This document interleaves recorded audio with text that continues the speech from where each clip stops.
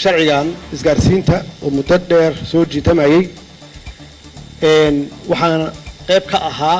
heerarkii uu soo maray baarlamaanadii 12 sano hadda la sheegayo ay soo jirtay oo baarlamaan walbaba ay isku soo dayayeen haddana maanta aad arkaysaan meesha ay taagan tahay macnaheeduna waxay tahay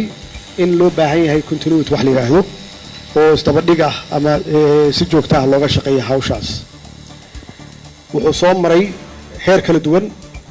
hadda waxaan markhaati ka nahay hawshaan inay qayb ka ahaayeen labada gole oo si aad iyo aad juhdi u galiyeen oo aad uga shaqeeyeen iyagoo kaashanaya ganacsatada shirkadaha isgaarsiinta oo runtii loo fududeeyay wax sahlan ma ahayn anaa idin sheegaya dadku waxay arkaan inaan maanta saxiixayno laakiin waxaan soo gelinay shaqo aad iyo aad u fara badan waxaa kaloo aan bogaadinayaa howlwadeennada wasaaradda isgaarsiinta iyo wasiirkooda oo maalintii ugu horreysay boqolkooda maalmood uu ahaa in sharcigan la ansixiyo labada gol laga ansixiyo